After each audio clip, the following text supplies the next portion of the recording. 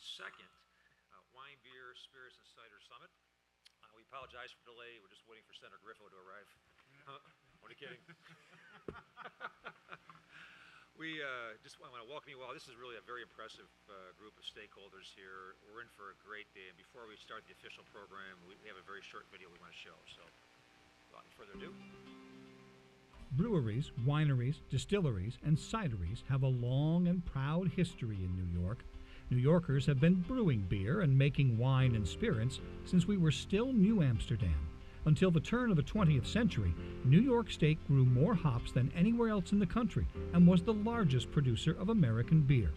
In 2012, New York's wine, beer, and spirits industries were growing. Markets were expanding. Consumer demand was rising. The only thing needed was support from state government to go farther, faster. In October 2012, Governor Andrew Cuomo brought industry and government together at New York's first Wine, Beer, and Spirits Summit. He promised to make the state a real partner in the growth of the beverage industry. He was confident that with the right support, New York products would be a hit, not only across New York, but around the world. In this business, you have to have a good climate to grow good grapes to make good wine. And people often forget that you have to have a good business climate to grow an industry. And for too many years, our business climate was overcast and sometimes even stormy.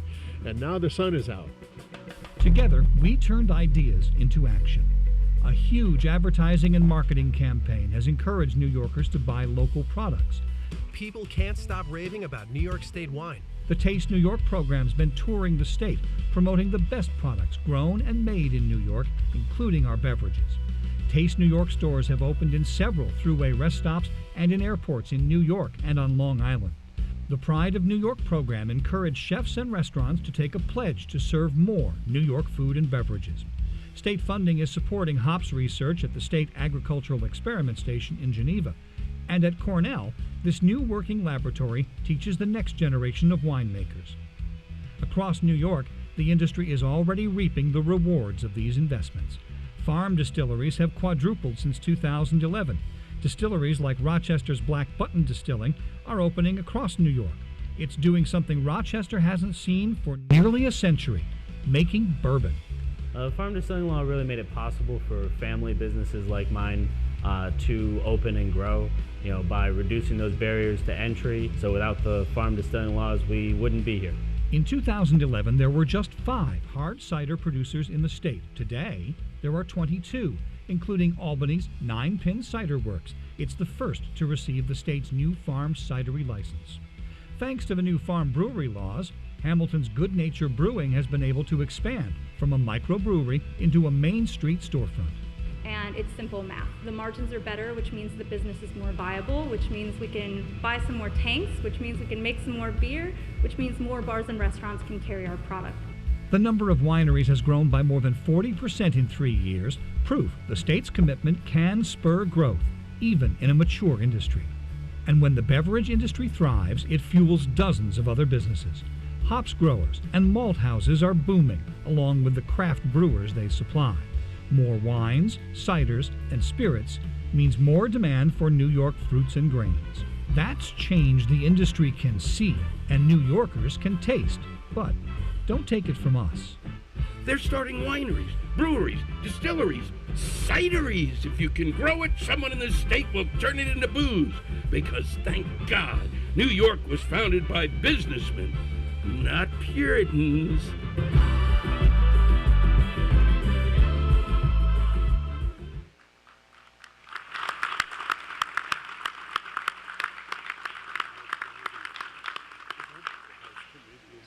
As I introduced the governor, I just comment on the video.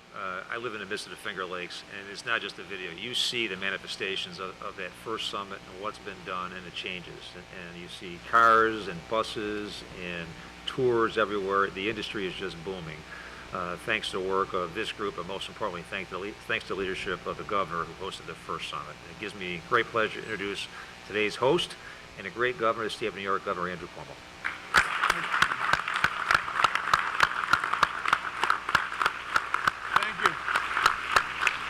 Thank you all very much. Welcome to Albany. For those of you who are your first time, for those of you who are coming back, welcome back.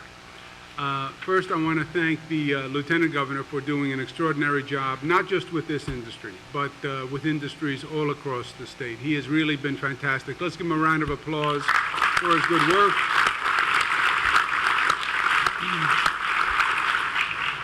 We're pleased to be joined by the Assembly Speaker today, Sheldon Silver, who wanted to hear firsthand the issues of your community and your industry and how he could help. We're delighted to have him here because it means that the discussion that we have today is more likely to wind up with results tomorrow in legislation. My pleasure to have Speaker Sheldon Silver here.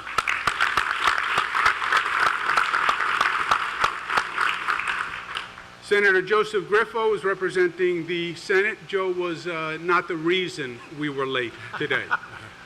He was late, but he was not the reason that we were all late, and I just want to clarify that. Senator Joe Griffo, pleasure to be with you, Senator.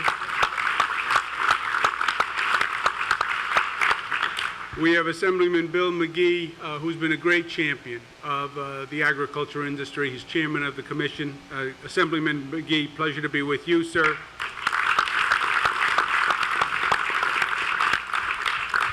And we have the three horsemen who lead the way for the state's effort in this regard. We have the President and CEO of the Empire State Development Corporation, ESDC, Ken Adams.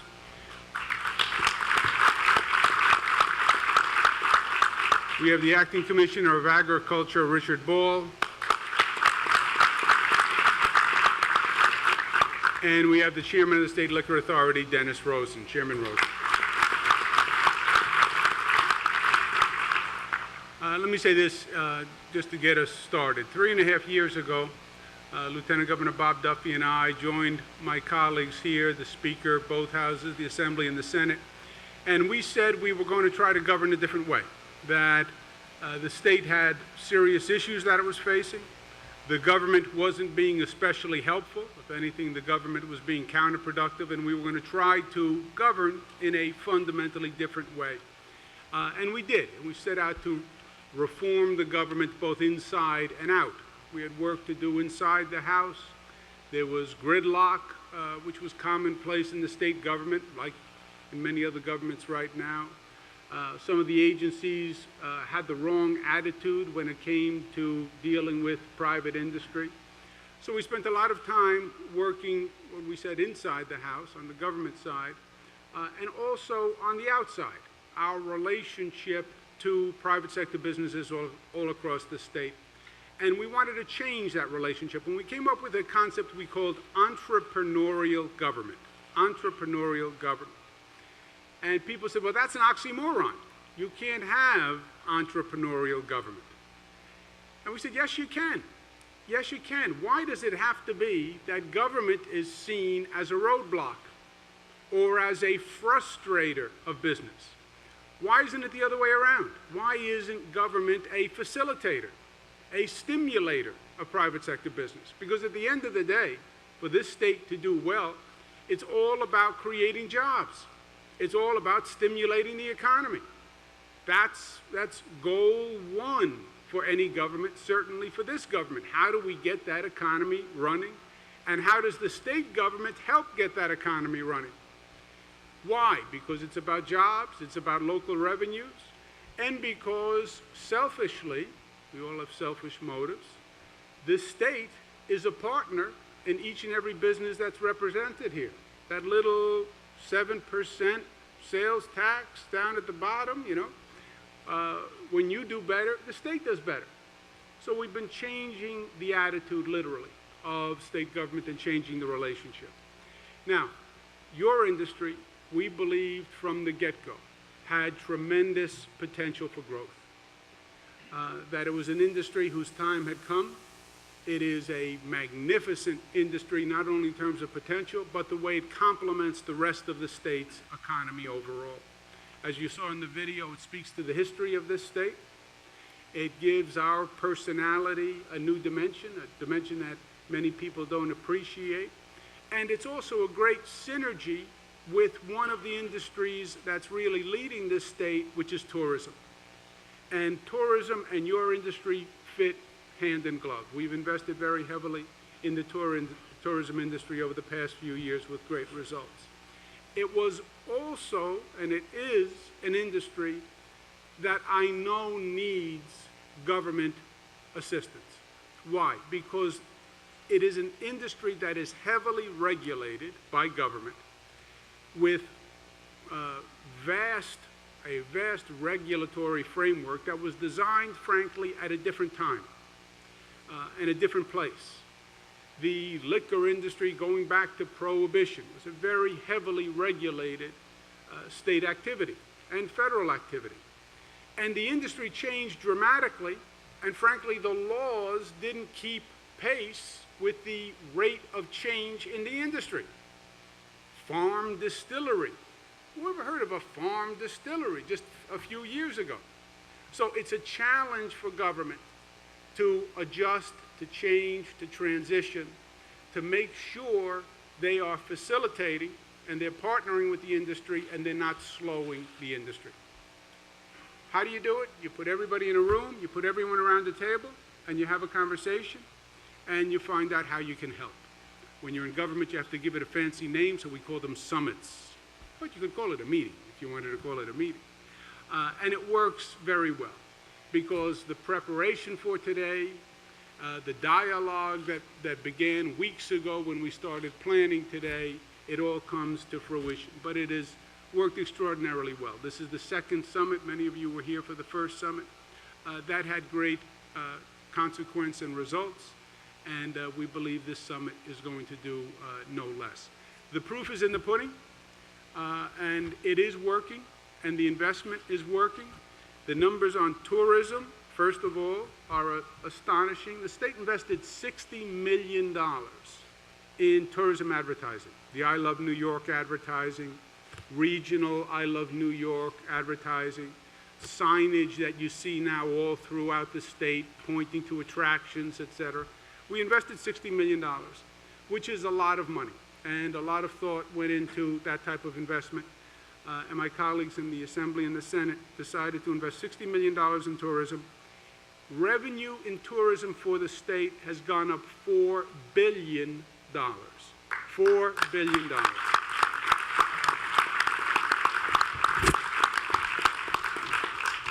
And the growth in your industry has been no less dramatic. You heard some of the numbers in the video, but the number of breweries in just 4 years increased 180%. Number of wineries increased 44%. Number of distilleries increased 200%. Number of cideries increased 380%. A little deceptive because we didn't start with all that many cideries, but factually accurate nonetheless. And listen to the increase in the number of jobs, all right, which is what's most important from our point of view. Breweries went from about 1,000 jobs to about 3,000 jobs. Wineries from about 2,800 jobs to over 4,000 jobs. Distilleries 395 to 982. And cideries from 114 to 385. So,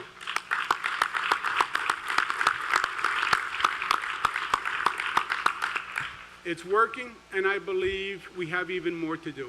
I also believe in not just, government's role is not just to reform and not be an obstacle, but we also can be a major facilitator. A lot of your business is about promotion.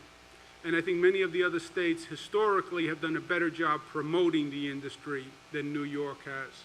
I know California was very aggressive for years on the promotion of their industry. Oregon was very aggressive in promotion of their industry. And New York, we got off to a little bit of a late start. We started aggressively over the past couple of years. We have a major ad campaign now, but it's something we want to continue to invest in because we believe there's more dividends to reap. The agenda for today is very simple. We want to know what problems there are, what issues there are, and how we can help solve them. What ideas do we have for synergy? What combinations can we come up with that can help people grow? How do we develop relationships among the industry? And how does the state do a better job of promoting and assisting and convening and facilitating? That's what it's all about. As I said, the numbers and the growth has been phenomenal. If anyone had projected that growth 3 years ago, we would have said they were being overly optimistic. But it's a great product, it's a great state, and it's working. And the more we get the word out, the more people sample the product, the more people visit these locations, the better we're going to do. I am convinced of that. So it's just a factor now of doing it and making it happen. And that's what today is all about. And that's what your being here is all about. So we thank you for being here, and let's begin. With that, I'll turn it back to the Lieutenant Governor. Let's go. Our next speaker, we're very proud to have the longtime leader of our state assembly, Speaker Sheldon Silver. Speaker. Thank you, Lieutenant Governor. Thank you, and thank you, Governor, for reconvening this important summit. Governor, you have provided remarkable leadership in our efforts to bolster the many facets of our diverse upstate economy. I doubt that there has ever been a more charismatic and hard-charging advocate for products made in New York State than you have been, Governor. I think I speak for everyone. Well, clearly I speak for everyone here when I say we appreciate that. Ladies and gentlemen, on behalf of my colleagues in the Assembly, I'm delighted to welcome our vintners and brewers, our distillers and farmers, and all of the stakeholders in our burgeoning wine, beer, spirits, and cider production industry. I and my Assembly colleagues recognize how incredibly valuable your industry is to our state and local economies, creating jobs and opportunities from the Hudson Valley to the shores of Lake Erie. We deeply appreciate that a number of your members have been doing business in New York State for generations. Working together, this public-private partnership, which emerged from the original summit, has in recent years produced a number of important achievements. For our part, the Assembly passed legislation last year to create an exemption from the brand label registration fee for distilled spirits produced in small batches, and we revised the standards used in approving brand labels for products regulated under the ABC law. We helped to improve the marketing of New York State products by passing legislation to increase the number of outlets and the revenue sources for our state wineries. The leadership of Assemblyman Robin Schimminger, the chair of our Committee on Economic Development, Job Creation, Commerce, and Industry, we also passed legislation to establish the farm cidery license. In 2012, we provided assistance to small brewing companies and passed the New York Brewed Beer Tax Credit. With the leadership of Assemblyman Bill McGee, who's here with us today, the chair of our Committee on Agriculture, we passed legislation creating the farm brewery license. I cite our record only to make it clear to you that the leaders in the Assembly are willing partners in the effort to expand and enhance our beverage industry. From agriculture to advertising, production to packaging, transportation to tourism, we want to work with the governor and with all of you to protect and expand this job-creating supply chain, to maximize the potential inherent in our Main Street economy, and to fully ripen this industry. Agriculture is one of New York State's most powerful competitive advantages, and therefore a building block for economic development. I believe we have yet to realize its full potential. Growing up in Lower Manhattan, I never would have imagined what we're already experiencing. I'm told that there are now wineries in all 62 of our counties, including the City Winery in Manhattan. Craft brewers are popping up everywhere. Because we New Yorkers love to compete, it comes as no surprise that our wines, beers, spirits, and ciders are winning competitions and winning over consumers across the country. It's an exciting time to be a part of this industry, and we're eager to work with you to nurture this growth and to help you to make our products the very best in the world. In turn, you can help us make our economy stronger and more prosperous, and the quality of life for our working families better than it has ever been. We have the leadership, we have the know-how, you're the people who are going to get it done. Thank you all for being here today.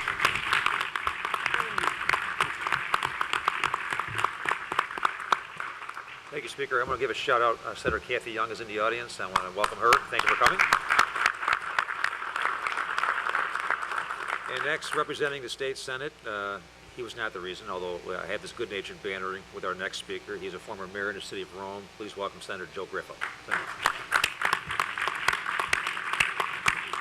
Thank you, Lieutenant Governor Duffy. I was going to talk about how the taste of New York has really put some pounds on your waist, but I was going to say that you've taken it. Because we do have this great banter. He's taken it literally, not figuratively. Governor, thank you for your invitation. I sincerely appreciate it. Good morning to everyone assembled here today. And Senator Young, thank you for being here too. Senator Young's here to keep an eye on me to make sure that I want to thank you all for being here, because obviously you have joined us for the second Wine, Beer, and Cider Summit, and it indicates that as a result of the first, those of you who have come back and all those who have now joined us is a recognition that this was something that was needed and something that was very important as we take a look at where we can position our industry and benefit from what all of you do. This is an approach that clearly works. I want to thank the governor for his leadership in recognizing this.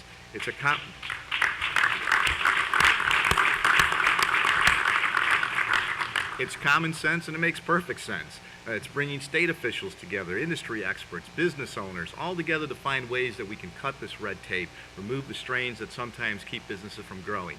So I appreciate the work that we have done collectively through the governor's leadership, working with the lieutenant governor, with the agency heads, with the Assembly and the Senate, and trying to really focus on what we can do to keep our business community growing. This year, the legislature, the Senate, and the governor particularly really had an agenda that we wanted to focus on. And that was priority one, and the important focus, jobs. Jobs and the economic climate of this state. And as a result of the relationship and the cooperation and the hard work of the governor and the Senate and the Assembly, this year we were able to cut taxes for businesses and manufacturers to the lowest rates in decades. A very significant initiative that we put together because of hard work. This summit is just another example of a new attitude in this state, something that's so important, a state that's taken an attitude towards private sector growth, focused on opening doors to business, on taking advantage of the abundance of resources that we have in this state to recreate opportunities to prosper. So I want to thank you all here, all that are present here today. I want to congratulate all of you for the success that you've achieved, because it's really a result of you. We recognize this because of your hard work and your efforts and your creativity that we can do well. And that as a result of that, we continue to work with you in order to enhance that opportunity that should exist on your behalf. So congratulations to all of you. Governor, thank you again for bringing us together and for your leadership. And just remember what you're doing, your products, simply the best. Thank you.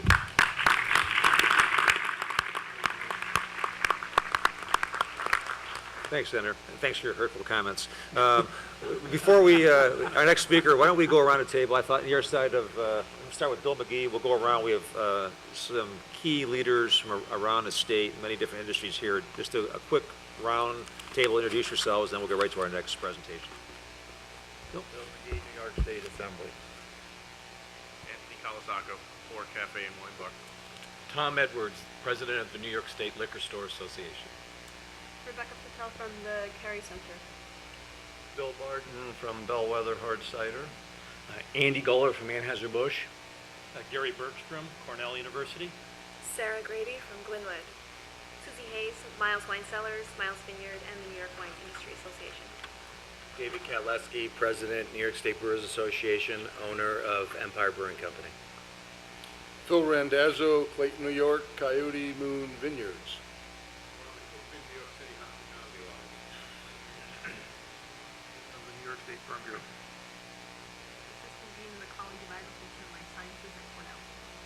Melissa Teleo-Fleischute with the New York State Restaurant Association. Marty Matrazo, Farmhouse Malt Brewery. Good morning, Jim Treesize, President of the New York Wine and Grape Foundation. Trent Pressler, I'm CEO of Bedell Cellars on the North Fork of Long Island. Nicole Austin, I'm with Kings County Distillery and President of New York State Distillers Guild. Good morning, Alejandro Del Peral from Nine Pin Cider. Sonia Del Peral from Nine Pin Cider. Good morning, Justin Whipple from Whipple Brothers Farms.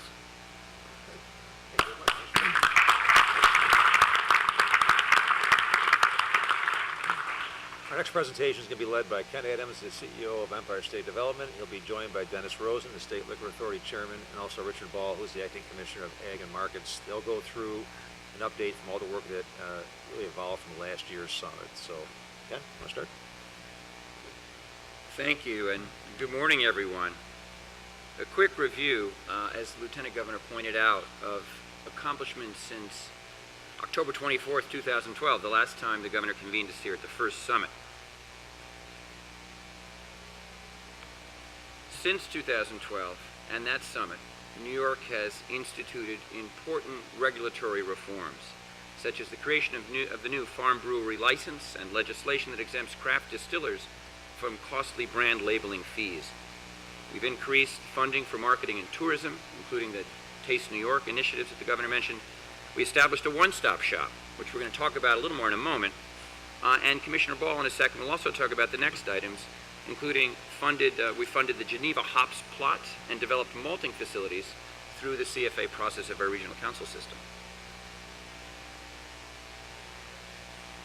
In March of 2013, Governor Cuomo announced the creation of the One-Stop Shop, which provides easy, intuitive, user-friendly access to regulations, permits, licenses, incentives, and industry information. Now, the One-Stop Shop is run out of ESD in collaboration with the SLA, the Department of Tax and Finance, Ag and Markets, and the Department of Environmental Conservation.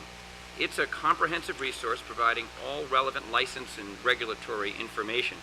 And it was a direct result of the input you all provided to us at the Governor's first Wine, Beer, and Spirits and Cider Summit back in October 2012. To date, the One-Stop Shop has assisted over 300 business owners and entrepreneurs from across the state.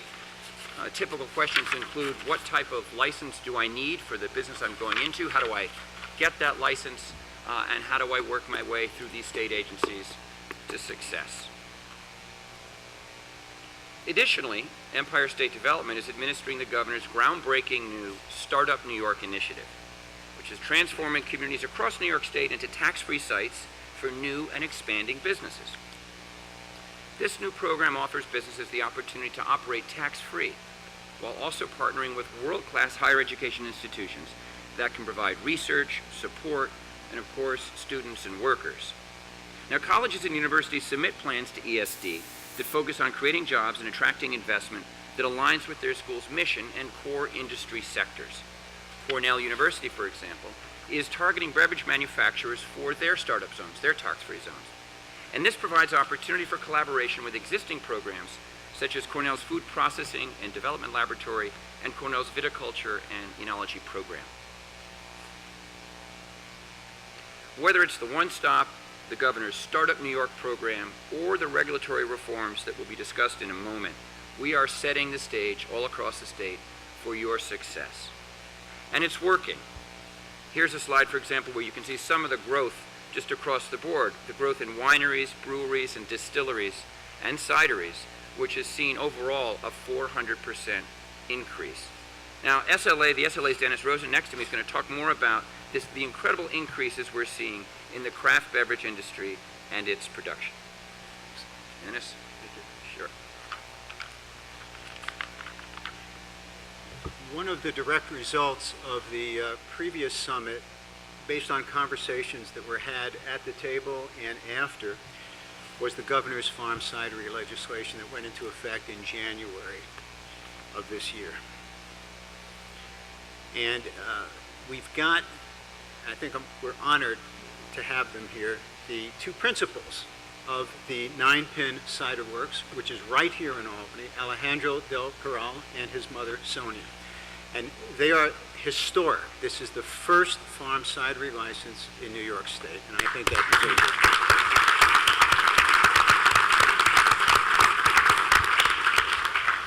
And it was a pleasure to have attended the opening, and a delight to see what the governor has talked about and has told us as commissioners we must achieve, and that is government to be proactive and helpful. And this is a great example. And what I'm particularly pleased about was that the review time for this application at the SLA took 22 days.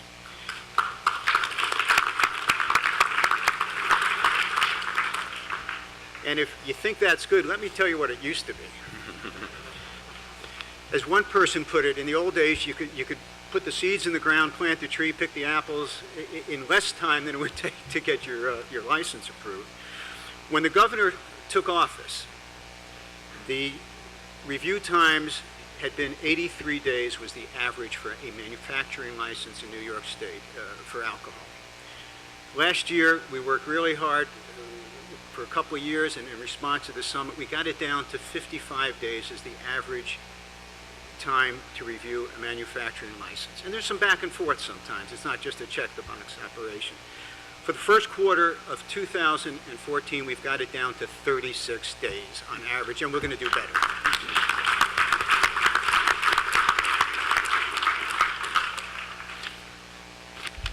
In January 2013, the governor's farm brewery legislation became effective.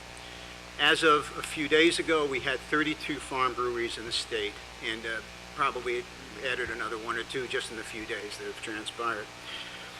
What I think what struck me as a wonderful thing was I was listening to NPR over the weekend, and it was a story about Belgium and how Belgium has this wonderful brewing tradition, and how they've been talking with the United Nations about a special celebration of how wonderful the Belgian brewing industry is, and how their breweries are family owned, and how they have 150 breweries.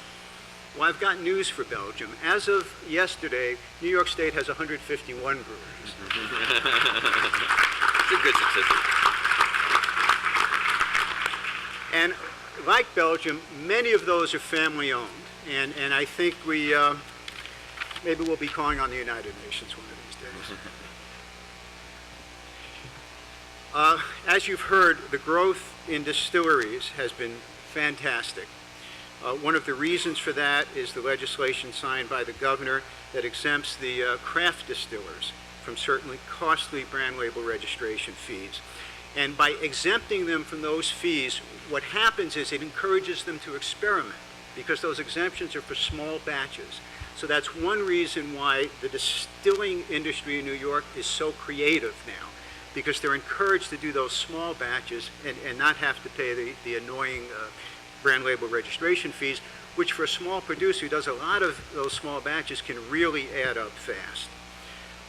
We now have the second highest number of distilleries in the country. We're number 2.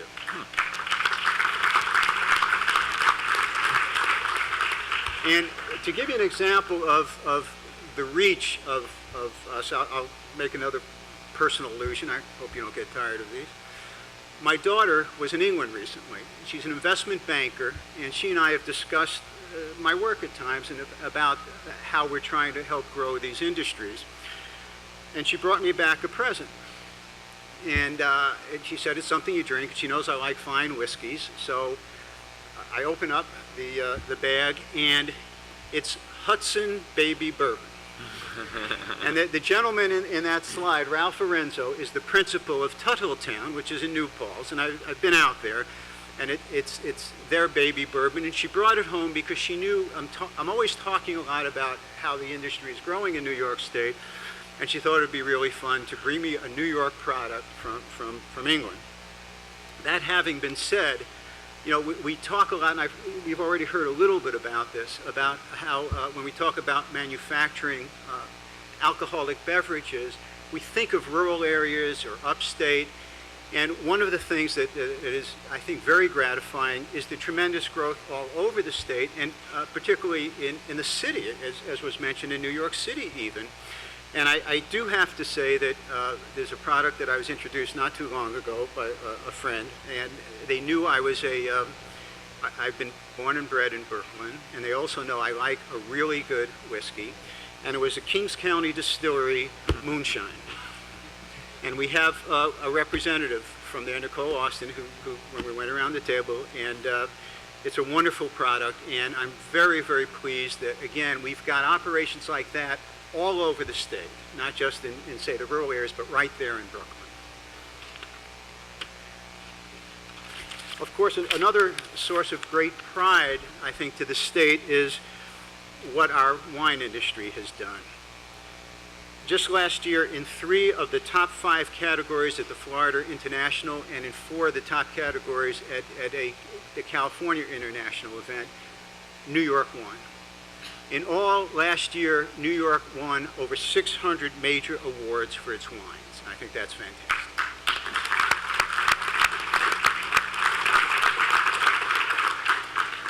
And again, just to give you an idea of the growth, I know there have been a lot of references generally to it, and I don't want to be repetitive, but for example, when the governor took office, there had been 195 farm wineries in the state. We now have an additional 90 farm wineries operating in the state in that short period of time.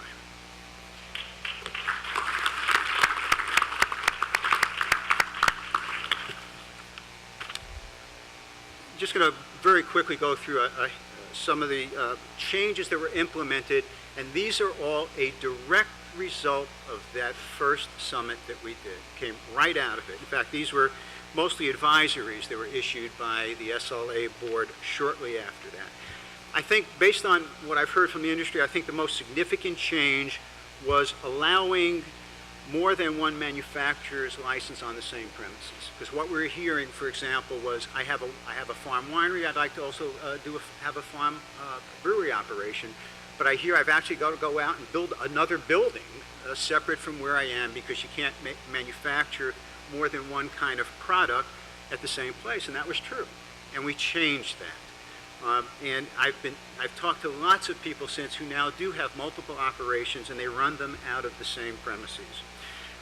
We've expanded the markets at which people can do tastings and at which they can do retail events. We've even made, and this was, again, something that came right out of the summit, if you're a craft producer, you can get a special permit to sell directly to consumers for a special event, like say a fair or a festival that you want to be a part of. We reduced fees for permits. For example, we have a marketing permit that enables you to do tastings and to do sales. And the charge for that was $750 for 3 years. We cut that in half to $125 per year. And we were told by people, again, that those numbers can add up. And we were told that that was very helpful in reducing costs. I have to say that I think one of the most significant things that we've done is changing the statutory definition of hard cider. And one of the things why it's significant, I think, is it was a direct outcome of discussions with the industry and things the industry told us they needed, and explaining to us what the problems are with manufacturing cider. And we were told, for example, that the statutory limit of 7% was a problem because of the vagaries of the fermentation process when it comes to making cider. It's different than wine.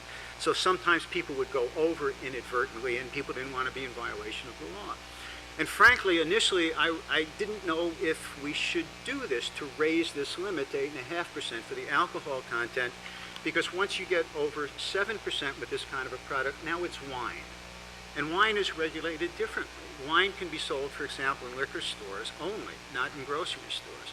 Cider can be sold in grocery stores as well as liquor stores. So how are we going to regulate this if we listen to the industry? And we talked some more. And guess what? What we decided was we will regulate it depending on what the producer designates the product as. If the producer says it's cider and wants to market it that way, that's how we'll regulate it. If it's wine, according to the producer, we'll do it that way. So what I thought was particularly revolutionary about this was acknowledging that the industry should decide how it needs to do business in situations like this. At the time I was told, go ahead.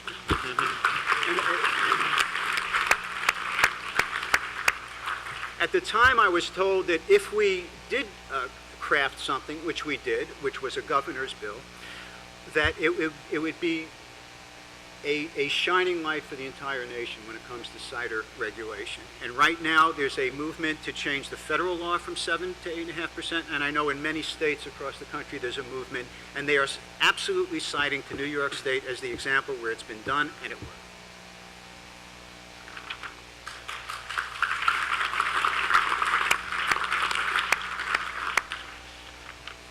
There's been a passing reference to the farm brewery license that, again, was an administration bill.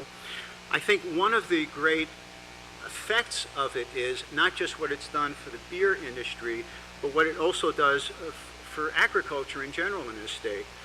The bill was crafted so that if you want to have a farm brewery and you want to have all the advantages that go with a farm brewery, certain retail privileges, certain tax breaks, filing exemptions, you do have to use certain percentages of New York State hops and New York State barley. And that's going to get higher over the years as the operations get bigger and as the agricultural sector responds to the needs of the brewing industry.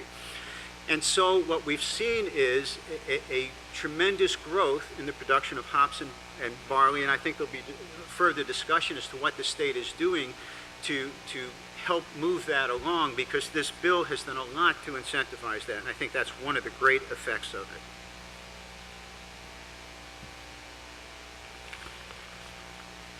Thank you, Dennis. You know, as a member of the ag community and the number of friends that I see in the room here, this feels an awful lot like a family reunion with all the good stories that go along with it. In last year, the Governor Cuomo announced Taste New York as part of our largest tourism campaign in decades. It blended two economic giants together, agriculture and tourism, two great tastes that belong together, in one of the most high-impact marketing campaigns probably in state history. The focus of Taste New York is to help our food and our beverage industry reach new consumers, new markets, help spur tourism and job creation. Good news. Taste New York was at 28 different events across New York in 2013, including the PGA Championship, our own great New York State Fair, New York City Wine and Food Festival, and Farm Aid. They sampled it some, they sold it some, and some they did a little bit of both. And customers got to taste some of the best food and beverage products that we have. Taste New York was at the New York City Wine and Food Festival. They hosted all those guests, over 55,000, raised over $1 million to benefit the food bank and share our strength. And the pavilion was mobbed. There was over 200 guests attending a New York State Taste Brunch. Farm Aid made national news. It was up at the Saratoga Performing Arts Center. There were over 13 breweries and wineries and cideries, selling to more than 25,000 attendees. Willie Nelson grabbed some of the highlights, but an awful lot of our vendors were nearly sold out of everything that they brought. Taste of New York, we introduced the Pride of New York Restaurant Pledge last year. And the goal of that was to increase the amount of product that the restaurant was using up to 10% in food ingredients and 10% in beverage sales. I think those are very modest goals. And some of the restaurants introduced themed dishes. So far, more than 110 restaurants have participated. I think that although it was first introduced there at the festival, the momentum there is going to grow exponentially. I know at our family farm, we sell our products in the capital region and New York City restaurants, and it's an opportunity to connect the dots. Restaurants are our billboards for what we're doing here in New York State.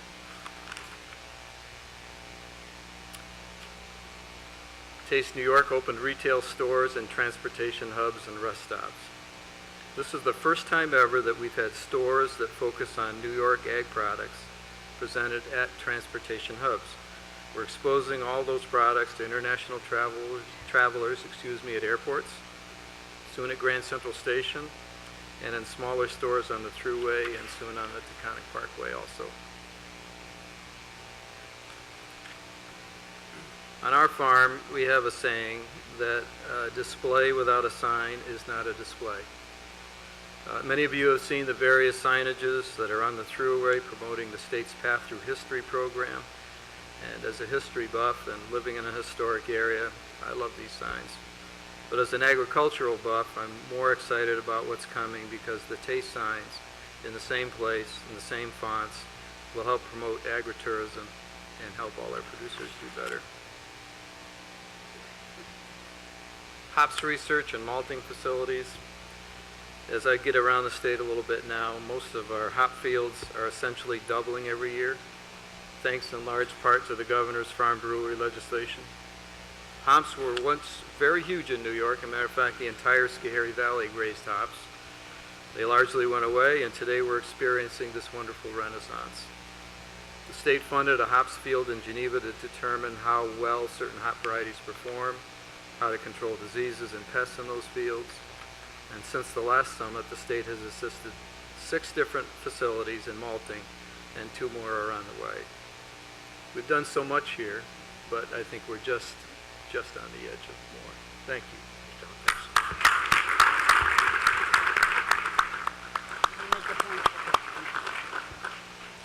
I'd like to thank the speaker for being with us this morning. He's going to be excusing himself, and we're going to be briefing the speaker this afternoon on what we accomplished. So let's give him a round of applause and thank him.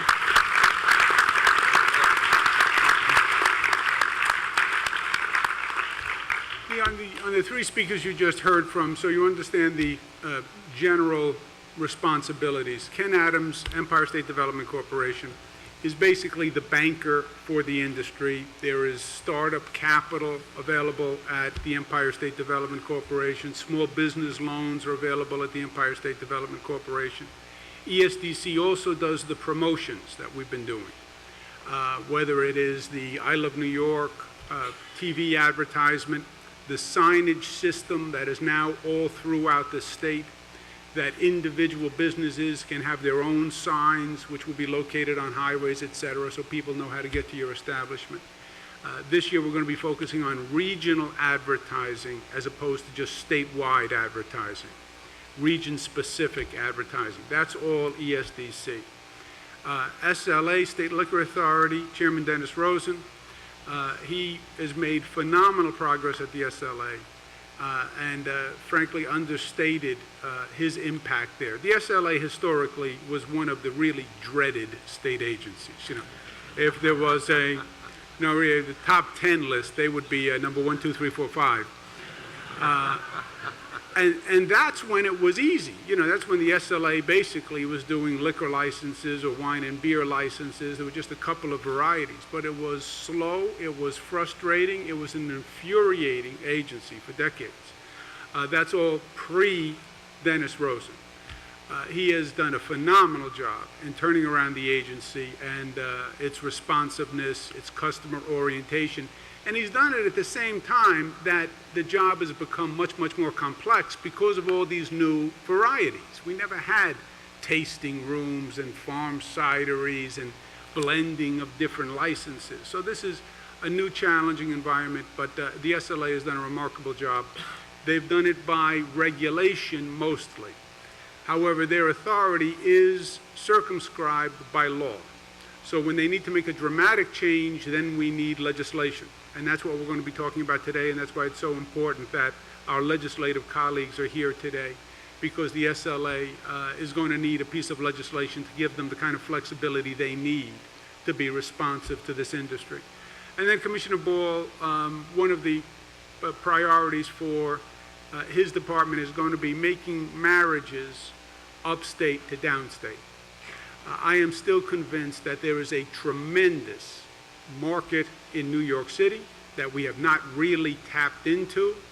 Pride of New York is the right idea. Priority for New York buying is the right idea. But you have every kind of purchaser, every kind of consumer in New York City, every kind of restaurant, every kind of store. And we have to do a better job of making the connection with New York-owned businesses throughout the state and that New York City market. Again, restaurants, retailers, etc. in New York City, and just making those connections all day long. and the commissioner's gotten off to a great start on that, and we're going to be doing more. But for your information, if you need, those are the three basic operations for the state. Depending on what you need, one of those three areas is probably the appropriate venue. With that, I'll turn it back to the Lieutenant Governor. Just before we go a little further with our next series of speakers, one thing I want to say, the governor does not take credit himself for what he's done.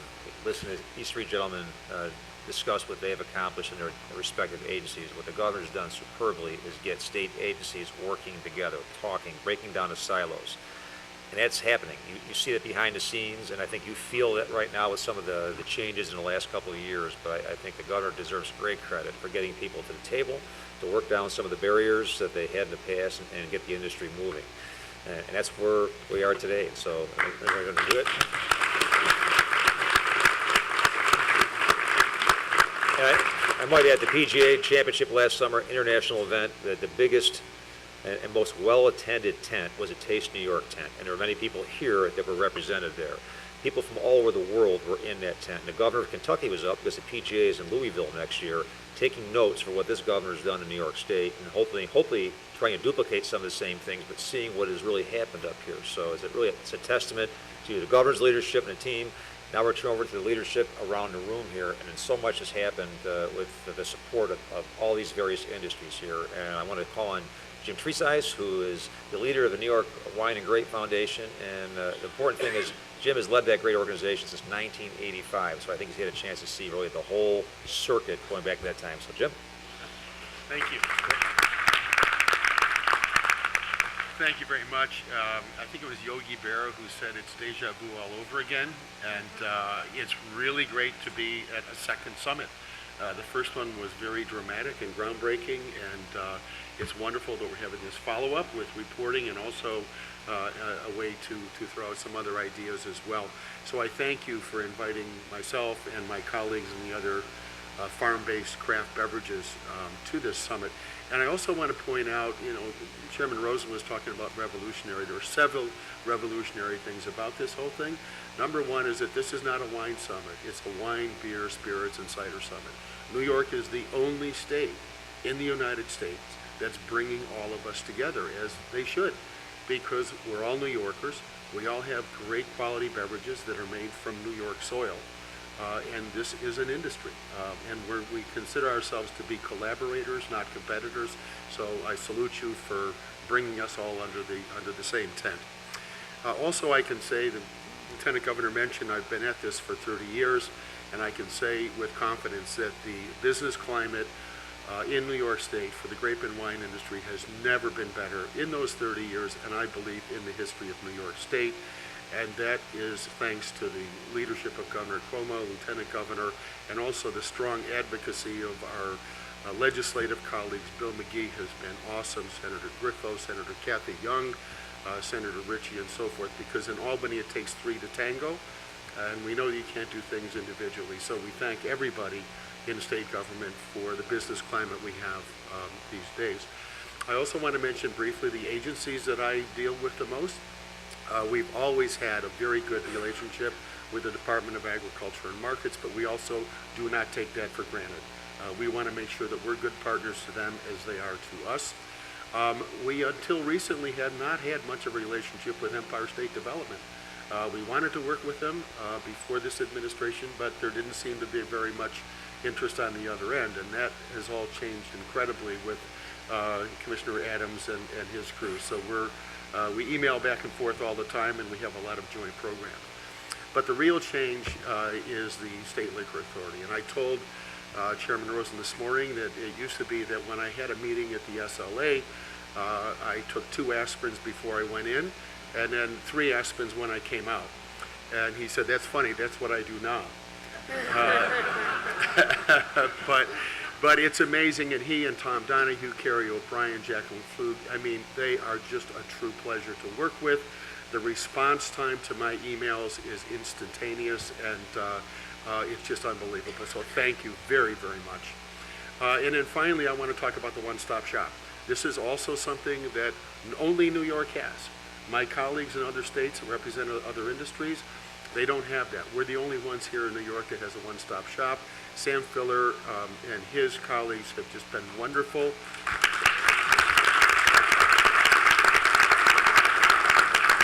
And it's also a great investment for the state because now we all want to be legal. We want to follow the law. And now we have a way to make sure we can ask somebody a question, know we're going to get an answer, and then we can proceed according to what that answer is. And as you said, Governor, at the first summit, if we get advice back and we operate like that, and it turns out later to not be correct, we are held harmless. That's revolutionary as well. Since the first summit 18 months ago, our industry's growth has not just been strong, but explosive, as was detailed a little bit earlier. We now generate more than $4.8 billion of economic benefits for the state economy every year, including $400 million of state and local taxes. And we have wineries, satellite stores, or branch offices in virtually every county in the state. So it's something, the business climate, as I said on that clip, in New York, the sun is out, and that's because of you, and we thank you. I want to mention a few ideas going forward, but first I want to talk about the other climate just for a minute, because I think everybody knows that for the grape industry at least, this has been a challenging year in New York State. The severely cold winter has definitely done some damage to the upstate regions, happily not Long Island or the Hudson Valley, but the Finger Lakes and Lake Erie and the North Country sustained temperatures of more than 30 below, and in the upstate regions often 20 below and so forth. Our wonderful partners at Cornell Cooperative Extension have been combing the vineyards, 200 separate vineyards in the upstate regions, to take a look at what the bud damage is like. It's too early to tell yet what the crop is going to be like. It will be reduced in certain varieties such as Riesling, but it's not a disaster, at least at this point.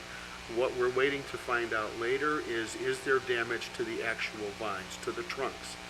That's more serious, because if there is, then you have to tear it out, replant it, wait 4 years for your first crop. So I wanted to let you know we are monitoring it. We have been in touch with the Department of Agriculture and Markets. We also have been able to get a disaster declaration from USDA for those areas affected, and that simply allows growers who are affected to get more expedited access to the programs. Now, the good news is that even with a reduced crop that we're looking at in 2014, last year's harvest was the largest on record, and it was great quality. So in September, the wineries were scrambling to buy fermentation tanks for some place to put the juice. So we have a lot of really good wine that's going to go onto the market. We keep Tom Edwards' shelves stocked, and the restaurant wine list as well. So stay tuned. We will let you know about more. It's a challenge, but it's not a disaster, and we New Yorkers love a good challenge. So I would like to very briefly mention a number of initiatives which my winery colleagues might be able to expand on later, time permitting, but things that could advance our industry even more. One of them would be legislation that would dramatically simplify and streamline the manufacturer's licensing process, so that once you get your license, whether it's a farm winery, brewery, distillery, cidery, or whether it's a winery and so forth, once you get that basic license, it covers everything that you need to do. You don't have to get the special permits anymore. You don't have to get special dispensation to do tastings in other areas.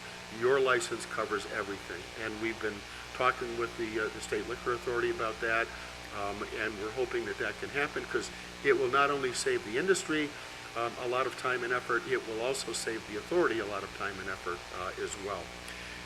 In addition, we're recommending that wineries be able to ship wines from their neighboring wineries within 50 miles of each other, because often they would like to do it, and that this would also allow for a wine trail sampler package. So the Seneca Wine Trail, the Cayuga Wine Trail, and consumers want this. They're asking for it already, and this would allow the joint shipment of wines as well. Another idea is to increase the production limit for a farm winery license to 250,000 gallons from 150 where it is right now. This would do a couple things. First of all, make us consistent with the federal definition of a small producer, and also it would encourage the production of more New York wines made exclusively from New York grapes. So it's good for the grower, good for the wineries as well. We would also like to allow farm wineries to have an on-premises license similar to a tavern license, where the amount of food is limited that you have to serve, as opposed to a restaurant license, which demands a full-scale kitchen and so forth. Also, farm wineries are the only farm licensee required to pay for a $1,000 bond. We would like to have that eliminated if possible. We don't think it's necessary, and the other farm licensees don't have to pay it. We'd like to allow farm wineries to distribute wine from other farm wineries, such as when they're going to a farmer's market, which was legislation that was passed this year. Also to allow the Department of Transportation to review and approve minor changes in existing wine trails, such as the addition of 2 or 3 new wineries down the road, rather than having to get caught up in legislation that gets obstructed a lot of the time. And then finally, to continue the successful promotional activities of 2013. They were reviewed here. The Taste New York program has been phenomenal. We have all seen the benefits from it, all felt the benefits from it. You know, the wine industry, the distilleries, the breweries, we're all doing so much better because of all of these initiatives. And so we say bravo and excelsior. So thank you very much.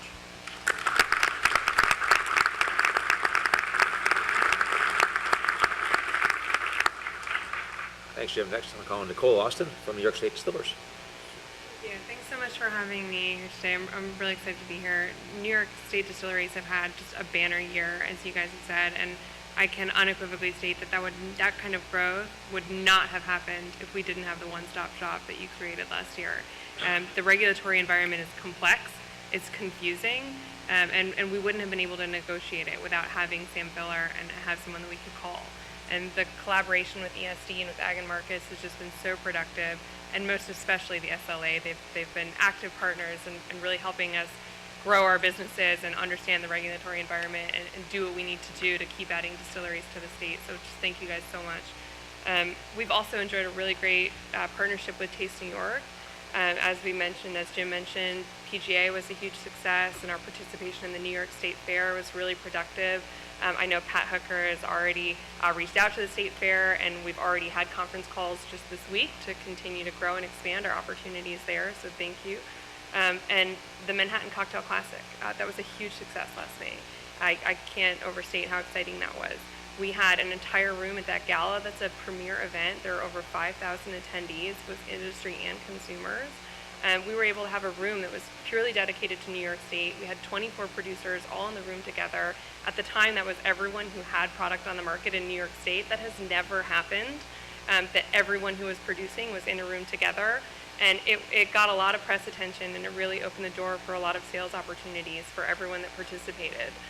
The Guild, we surveyed our members actually just a few months ago to ask them what they wanted to see in 2014, and they stated unequivocally that going back to the Manhattan Cocktail Classic was their #1 priority.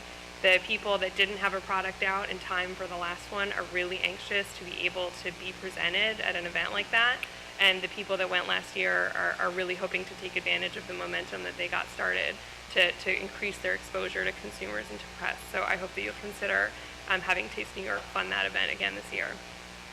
We've also, I'd like to share a story with you. It's a brief story that I think really purposely, it really encompasses the successes that we've had this year and the challenges that we still face as an industry. Just this past week, I got a call from one of our Guild members. They were hoping to open a retail store up in the Adirondacks, a satellite store to take advantage of the tourists that pass through. And they weren't sure, they were confused about whether or not they were allowed to do it. And so I was able to speak with Dennis Rosen and get them an answer within an hour, which is, I mean, that would have been unheard of. We were able to get clarity, get a response, tell them how to do it within an hour. I'm sure it will surprise no one that the answer was get a farm winery license. That they needed to apply for a new license to be able to do this and expand their sales opportunity. And I think that kind of purposely encompasses, you know, what we need to do to continue to grow the distillery industry. We have antiquated laws. We know that. You know, we wrote the distilled spirits laws in the 1930s when it was all, you know, gangsters and criminals. And now they don't reflect, the modern sensibility about distilled spirits. So I think parity is a huge issue for us, being able to treat distilled spirits the same as beer and wine and cider, which they are, beverage alcohol products just the same, and be able to have advantages, the same access to sales opportunities that some of those other types of products enjoy. So that would be huge for us, and we really, we really want that to move forward. We're seeing the tourism season, come, and we're really hoping to take advantage of it. Some other things that we'd really, really hope to see happen is just generally to expand our sales opportunities, being able to taste and sell on site all the products that you make, being able to sell drinks and sell cocktails to people, especially as we try and develop the tourism side of distilleries. It's important to be able to offer, a full-scale experience to the people that come to your distillery. It's very disappointing to them if you give them a great tour and say, and you just have to go, 10 miles down the road and you can try it and you can enjoy it.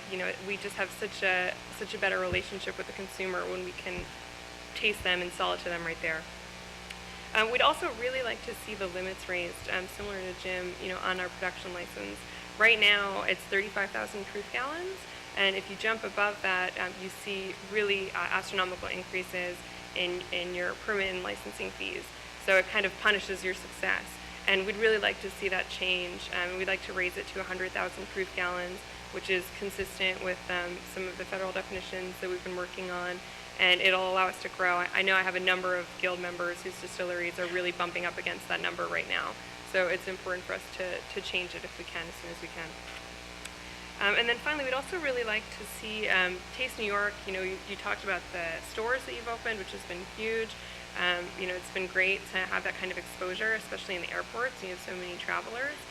But we've, with distilleries, just every time we have a new opportunity, we encounter some new problem that we didn't realize was written into the laws, from 1934.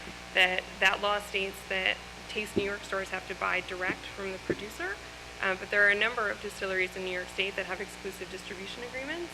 So it makes it challenging for them to access. They can't access these Taste New York opportunities. So we'd really like to see that change if we can in the near future. And then finally, I just want to talk about data. Our industry is growing so quickly that we're frankly having trouble keeping up with it and getting a sense and really wrapping our heads around how big it is and how it's growing. Every time I hear about a new distiller and I reach out to them and bring them into the guild and establish a relationship, I read about a new one that I didn't know about. And I think New York has a lot of really valuable data that you have in your hands right now about taxes paid and grain bought, that I would love to see made more accessible to the industry to help us understand where we are and help us, other industries that want to support us, help show them how big we are. And also, on the end, I'm sure Natalie and Marty are going to speak about the needs to support the grain growing in the malt houses. Those are going to be really important for us as we try and grow our industries. We want to make sure that we have access, to the grain that we need and to the fruits that we need to continue to produce our products. So that's going to be really important for us. I think it's going to be just a banner year. I can't overstate how positive I feel about the relationship that we have with the SLA and with Ag and Markets and with ESD through the one-stop shop to really grow New York State to be a premier producer. I just came back from the American Craft Distillers Association conference and from the American Distilling Institute conference. New York State took over 20 medals at those conferences.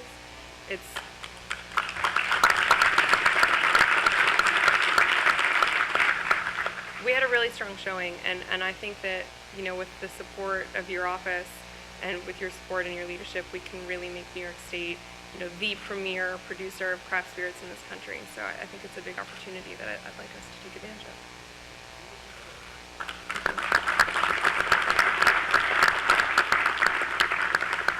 Next, I want to call on Bill Barton from Bellwether Hard Cider. Bill? Thank you.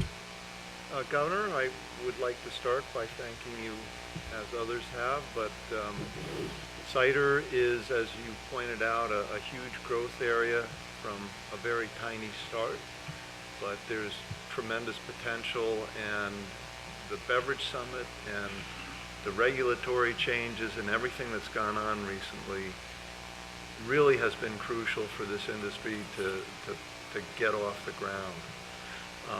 As most of you know, cider is a very old beverage, both for the United States and certainly for New York. But it essentially languished for years and years and years, particularly after World War I. It has not been until the last 15 years that we've started to see any growth in this area. And when Bellwether first got licensed to do this back in the late 90s, and given the horror stories that Chairman Rosen has mentioned about some of the previous wait times, I'm actually stunned that I'm not still waiting for that first license. But we were extremely lonely when we first got that license, and our neighbors in a wine-producing region didn't really know what to do with us, and the consumers certainly didn't know what to do with us, unfortunately. But even though there was activity from some of the large producers, it never really ignited excitement with the consumer. And I'm very proud and very excited to say that where I think that energized attitude is coming from is from the craft producer, the small producer in New York State. And from that small beginning, when there were only a handful of us, as is the case for the distillers, every time I turn around, there's somebody else opening a cidery and working with cider, and quite frankly, it's kind of difficult to figure out who's who. Just 2 years ago, we were meeting at Glenwood Center to try to set up a cider association, and we thought we were going to have to set up a Northeast association because, quite frankly, there wasn't enough of us to justify having a state organization. Last week, we met with another group at Glenwood Center, a steering committee. The steering committee was bigger than that initial meeting of producers, and right now, even though many of these slides show 20-plus producers in the state, it's really closer to 40 or 50, particularly if you include folks that are about to benefit from the SLA's quick turnaround time. They're going to be in business very soon. So we have really seen a huge change in this, and quite frankly, all of this is dovetailing with a lot of the local movement for higher quality foods and locally grown products and farm to table kind of initiatives. And the craft cider makers have actually stepped into the void for that in the cider area. They're offering higher quality. They're certainly using fresh local fruit. It is a farm to table model. There's diversity and innovation in this field because of the availability of so much fresh fruit. And perhaps just as important as anything else, and certainly the wine industry has figured this out, we're providing a personal connection with our customers. Small producers, you can get to know your consumers, they can really identify with what you're doing and feel like they almost become stakeholders in your business. So this has been a very important thing for us. I do want to come back to talk about the SLA. Chairman Rosen has described how this new definition of cider is a very innovative thing and unheard of. And I got to tell you, we had meetings with the chairman and Tom Donahue, and there were times when I thought their heads were going to explode, because we were proposing ideas that clearly did not fit nice and neatly into this regulatory world that they live in, and it crossed boundaries between wine and cider, and it just, we kept trying to bump our heads against ideas that could not easily be put into a small package and easily dealt with. And their willingness to work with us and to sit down and actually understand why we were bringing this definition forward and how it actually really was being defined not by something arbitrary, but by the fruit, by the farming process, and ultimately by the production process of cider, was unique. And I think that the chairman is understating the importance of what New York has done in developing a definition that is not just a regulatory definition, but one that actually is extremely logical and meaningful for this industry, and it will be a landmark definition and a benchmark for the rest of the nation. And quite frankly, we're very lucky to have another New Yorker pulling in this direction with us in the case of Senator Schumer, who is spearheading a lot of the effort to get the definition of cider changed on a national level. And I think that we have really provided him with a great ace in the hole when he moves onto the national scene. He can simply turn around and look, this is what my fellow New Yorkers have done, and it is tremendous. So I cannot say enough about the process that the SLA provided to us and helped us work through. They've been extremely receptive.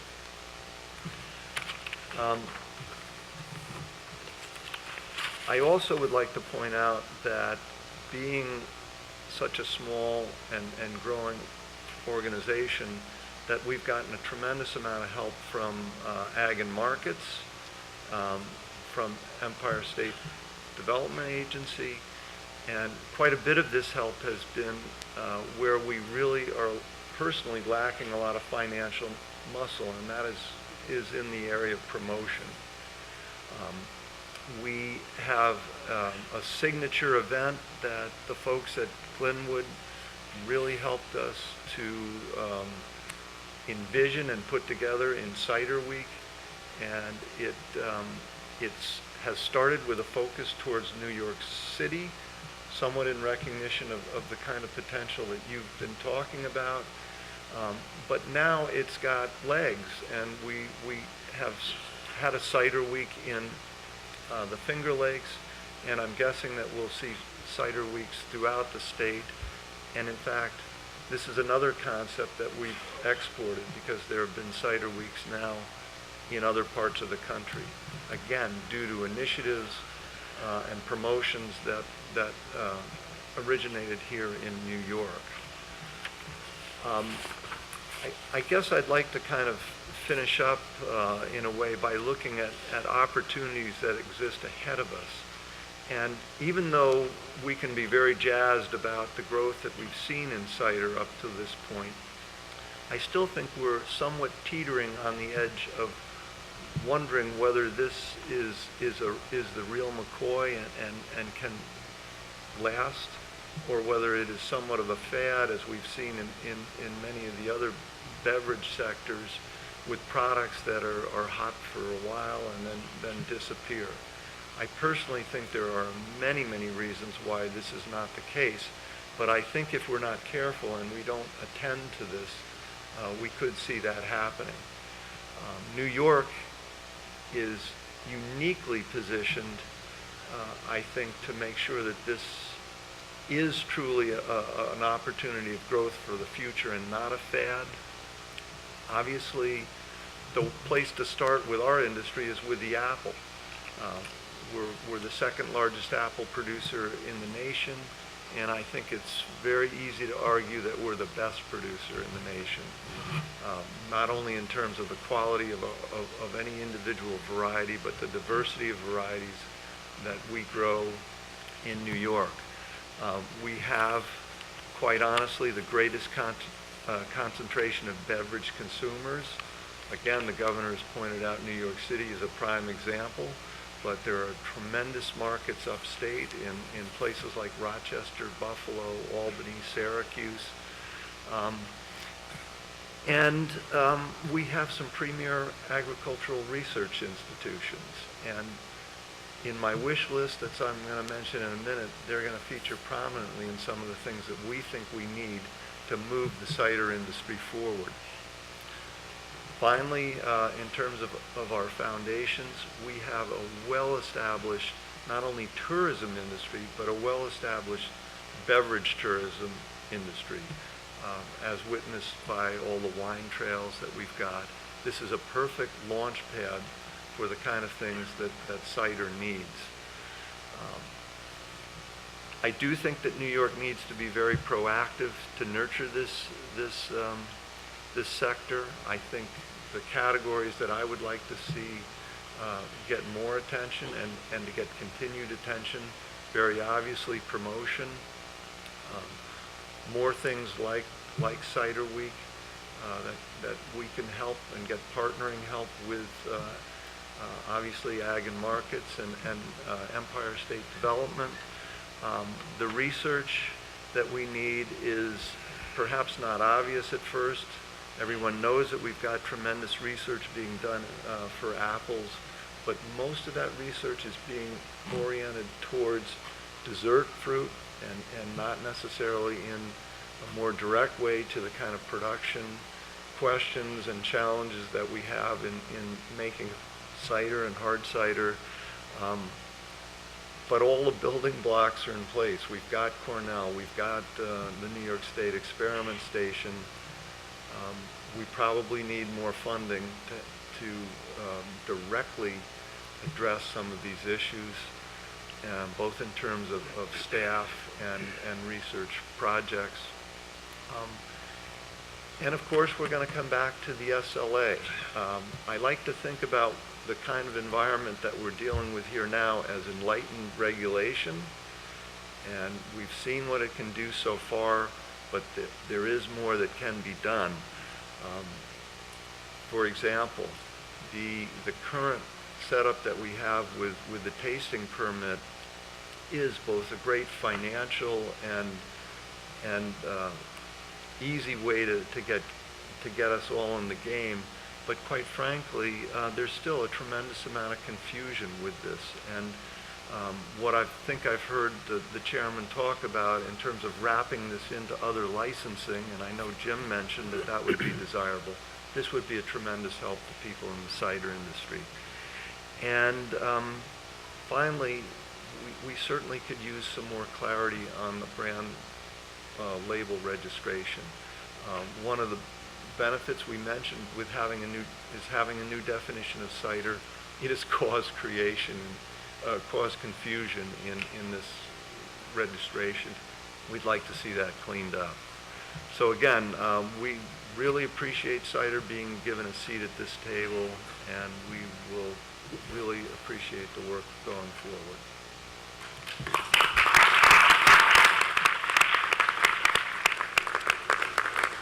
Next for comments, I want to call on Dave Kadleski, who's the owner of the Empire Brewing Company, and also he's the president of the New York State Brewers Association. Thank you, Lieutenant Governor. And thank you, Governor, and your administration for the fine work that you've done. I appreciate having an opportunity to come back and speak to the second summit. I was involved with the first summit, and I could say that in the last 18 months, you kept your promises. And we, as brewers and wineries and distilled spirits and cideries, greatly appreciate that. The initiative with Taste New York, as Jim and Nicole had mentioned, I don't want to reiterate everything that they had said, but I could say what they said, because we've had a great experience, having our beer at the PGA in Rochester was phenomenal. A lot of small breweries that typically wouldn't have that type of experience. Being able to have New York State beers at Farm Aid was awesome. And in fact, we, as mentioned previously, we sold out of all of our beer and had to close the tent early. It won't happen again if we're given the opportunity. But there's also a lot of other opportunities that go beyond the obvious, and I'll share with you a story. I received a phone call from our friends at ESD, and they brought 5 writers in from the UK, this was an initiative to really focus on wine and beer. We also talked about distilled spirits and cider, but the thought process was to get them to write to the folks that travel from the UK to the United States, specifically to New York, and instead of just going to Manhattan, having an opportunity to go throughout all of New York State. And I thought this was a huge opportunity for us to really embrace them and show them a great time. I had the good fortune of traveling with them for 2.5 days. We went to 8 different breweries, and we talked about the entire industry in general. And the experience was ultimately phenomenal. They, when thinking of New York State, often focus on New York City, and I think it definitely opened their eyes to a much greater New York. And for that, those are the things that the state is doing right now that folks, for the most part, aren't seeing. And it was great for us to be involved.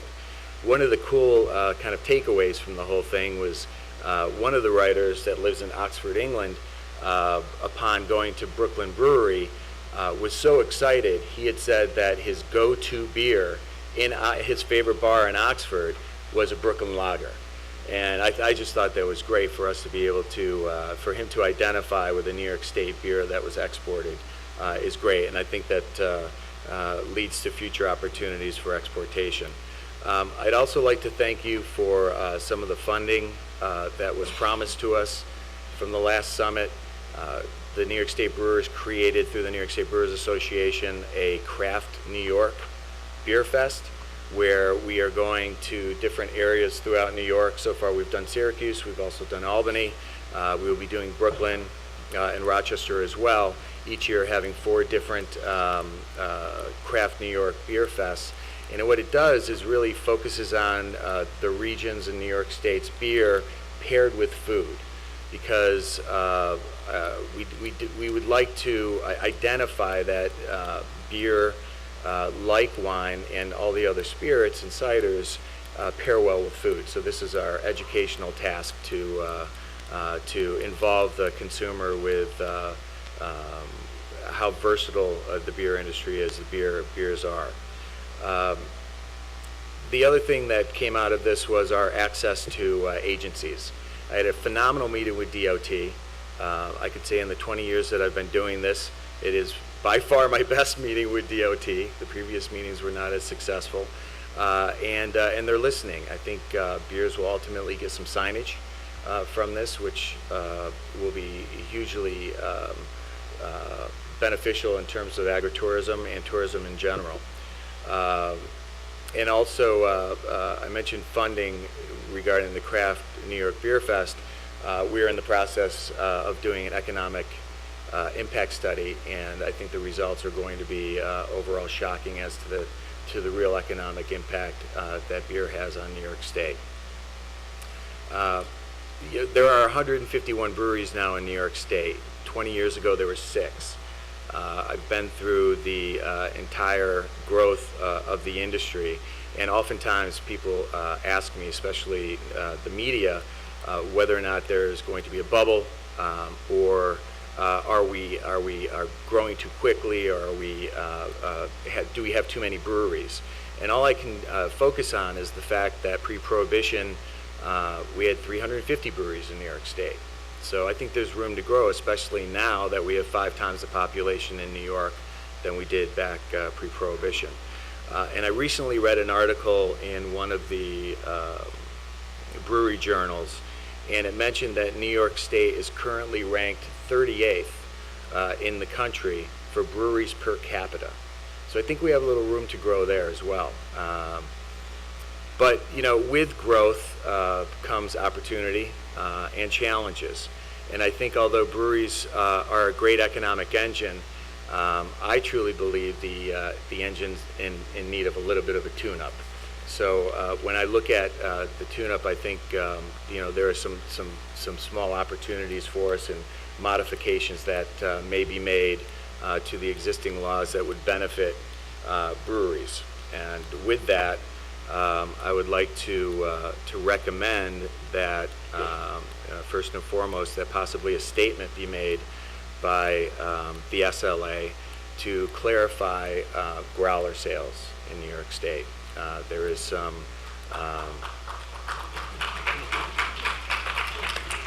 I think there's an opportunity there just to make sure everybody gets on the same page. Another opportunity, I believe, is in direct shipping within the state from breweries. Currently, we are not allowed to ship our beer. It would be nice if we could via either the internet or in person.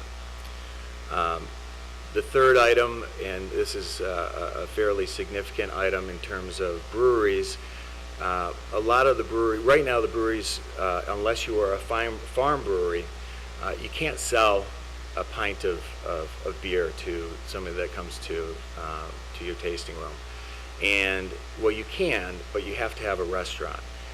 And I could tell you that most brewers are not restaurateurs.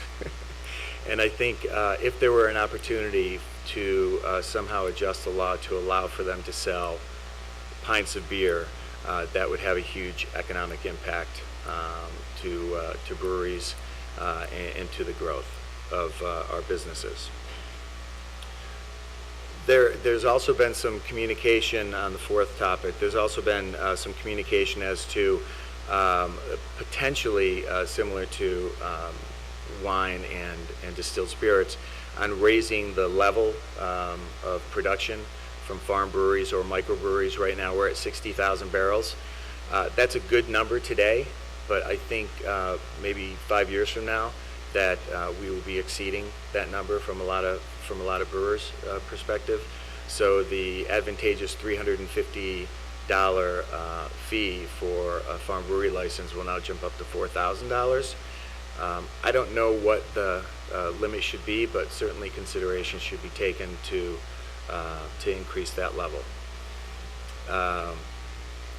On the fifth, regarding the farm brewery license, and I really don't want to jump into Natalie and Marty's territory, but I think the 31 or 32 farm breweries that have been licensed since the farm brewery license came to existence, I don't think anybody anticipated this amount of growth.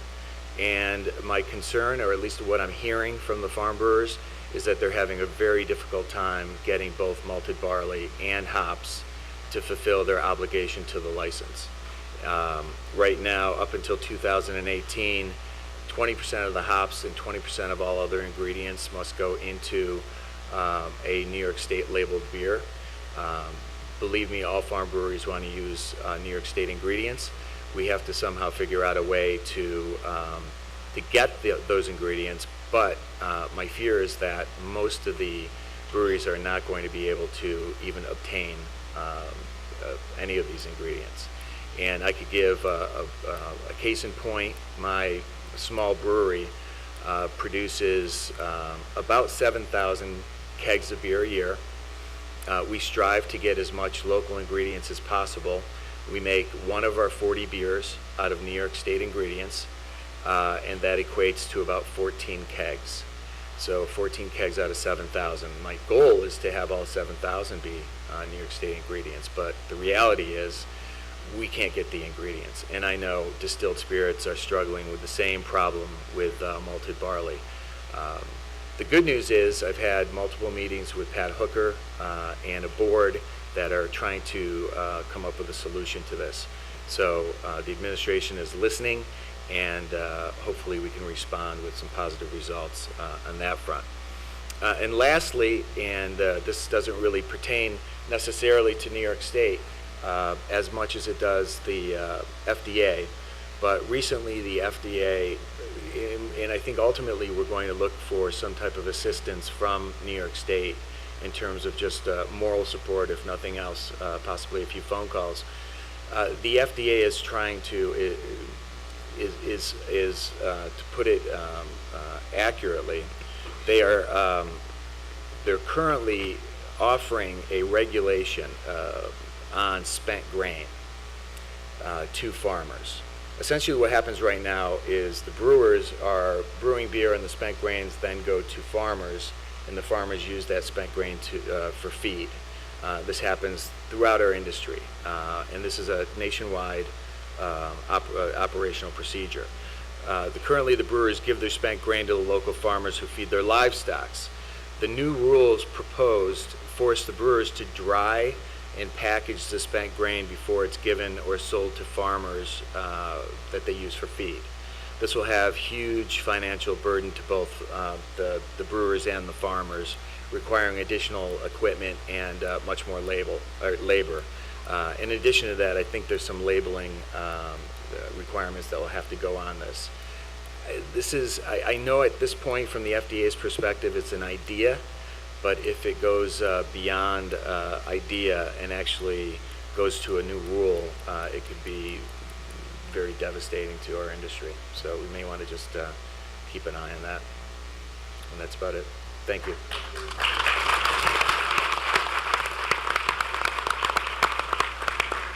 I want to call on the president of our New York Farm Bureau, Dean Norton. Dean? Thank you. I'm going to use an analogy here. There's been some ground that's been plowed this morning, so I'm not going to plow it again. I'm going to get right to the meat of the order here. But first off, I want to thank you for hosting this second summit again. I think it was mentioned by Jim that we're in a renaissance here with the wine, beer, and spirits industry, and that is a growing sector in the agricultural industry, which is growing here in New York. And that is because of the opportunities that you, Governor, and our friends in the legislature have offered us in the last 4 years. So thank you for that. I want to thank you for keeping your promise. To go from 83 days to 36 days is a testament to the commitment that you had to this industry and to Chairman Rosen trying to keep his hair from going gray. So thank you, Chairman, for that. The farm cider law has been incredibly helpful for our New York farmers. It has expanded the definition of fruits that can be used. It's not just apples. We're using pears, cherries, and other horticultural products. It promotes the use of New York products in the beverage industry. It has encouraged our growers to utilize New York State's agricultural products. One thing that hasn't been said here that I think is important is that we've had an on-time budget for 4 years in a row. And hats off to you and our legislative leaders, because that's important to New York's economy, and it's important to this economy. Without that steadfast ship, we would be drifting like we have in the past. So thank you for that.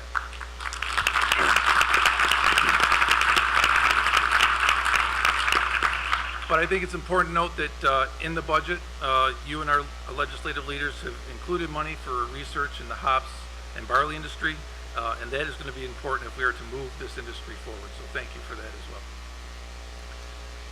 Wine trail initiatives. We have been very successful in the last couple of years, increasing our wine trails, the wineries that are in the trails. But I would ask you and our legislative leaders if we can find a process that we might be able to be a little more expedient, increase the process so that we can A, add more wineries to trails, B, add more trails, or C, let's give our breweries and our distillates and our cideries trails as well. So if we can find a process to speed up that, it would be very, very helpful. Thank you. Last year, one of the things that we were successful in getting passed was the roadside farm market law. However, we need some clarification. So I would ask Chairman Rosen and his members of the SLA staff if they could issue a statement or clarify some of the rules and the regs there so that we could lay the groundwork for understanding this complex law and moving forward with the farmers market law. Because I think this is a great opportunity for these folks that are sitting around the table and in the crowd to be able to showcase their products and sell their products. I'm also encouraged by your encouragement and pronouncement of moving upstate and downstate together. Moving those products that we grow upstate and on Long Island into New York City and showcasing those, and whether it be through the Pride of New York program, the Taste of New York program, which was very successful last year. Thank you again for that. Or with the new Pride Pledge. I think those are all great opportunities that we can showcase what we as agriculturalists in New York do for our consumers, whether they be downstate or upstate. And lastly, I just thank you for the team that you have together with Chairman Rosen over at SLA, Kenneth Adams over at ESDC, and Richard Balladega at Markets. They make a great team for our industry, and they're going to help propel us forward. So thank you for that.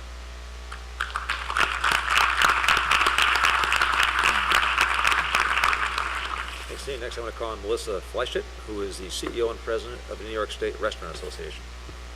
Thank you. Thank you for inviting the New York State Restaurant Association to the summit again, and we're proud to have a seat at the table here today.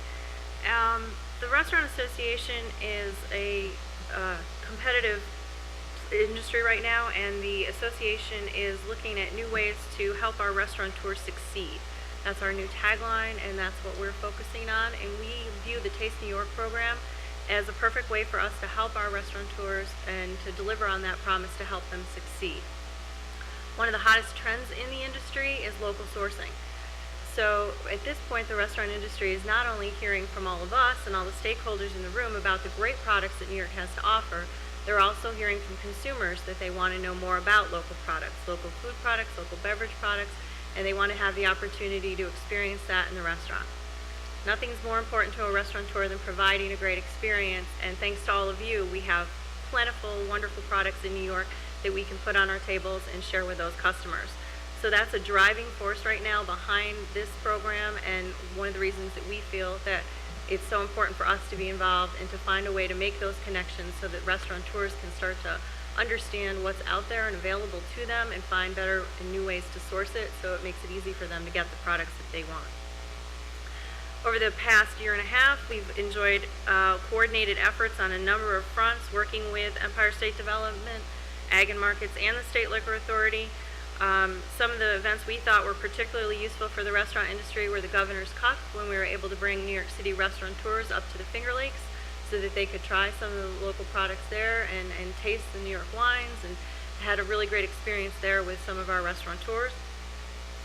The restaurant pledge is obviously off the ground and working well, but there's certainly a great opportunity to continue to expand that. And one wonderful things that we heard from our members was that there was some concern on the pledge that they actually were already sourcing as much as 10%, and they wondered if that meant that they couldn't take the pledge. So we need a little clarification on our end to get that out there and tell them, of course you can take the pledge.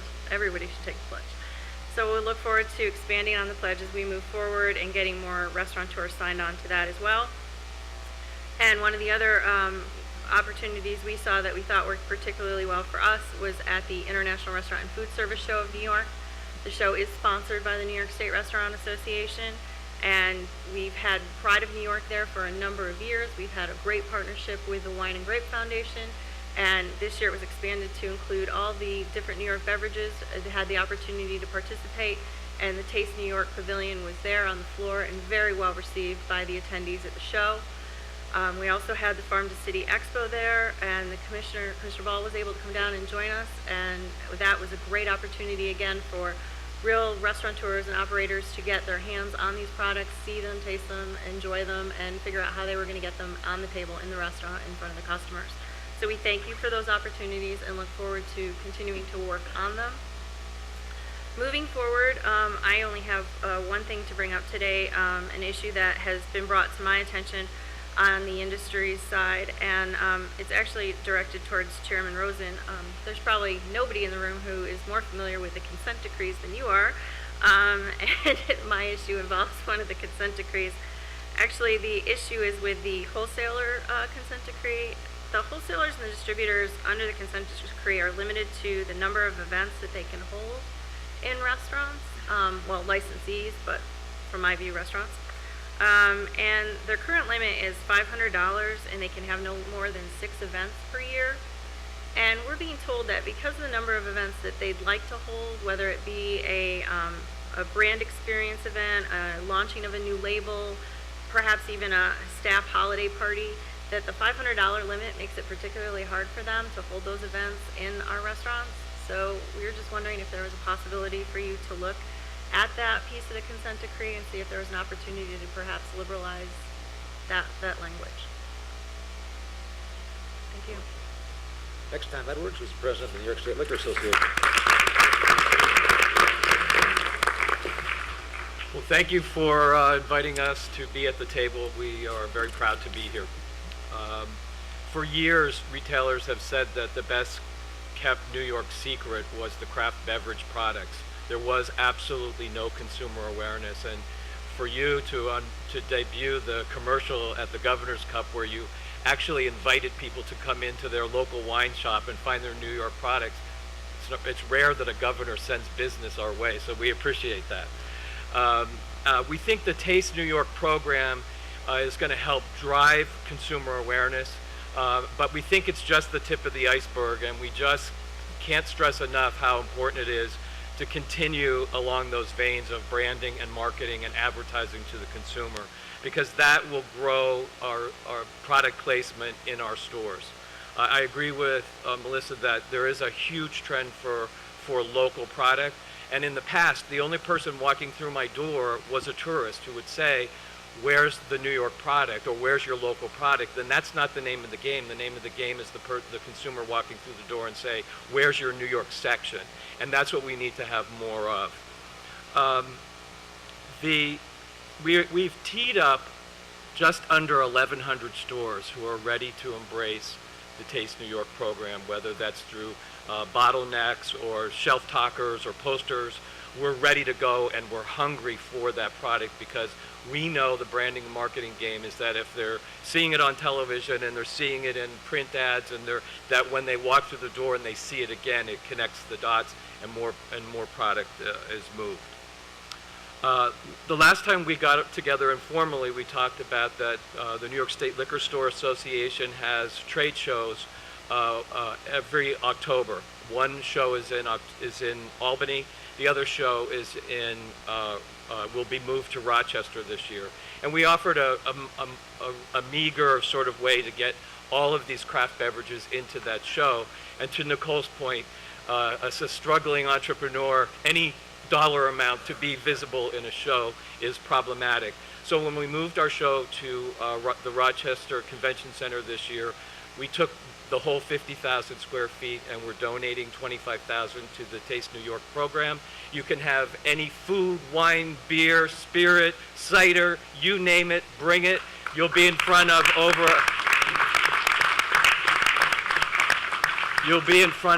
1,000 retailers, restaurateurs, and tavern owners. And so we are looking forward to working together with that event. In terms of, again, I can't be more appreciative to the fact that this is finally happening. It's been something that I think the very first time I met you, we talked about it. So the only thing that I would say could help us move more product as retailers is a more relaxed regulatory atmosphere for in-store tastings of not only wines, but spirits, so that we can work with the consumer to get them to taste, get them to try, and get them to come back and buy more. Again, thank you.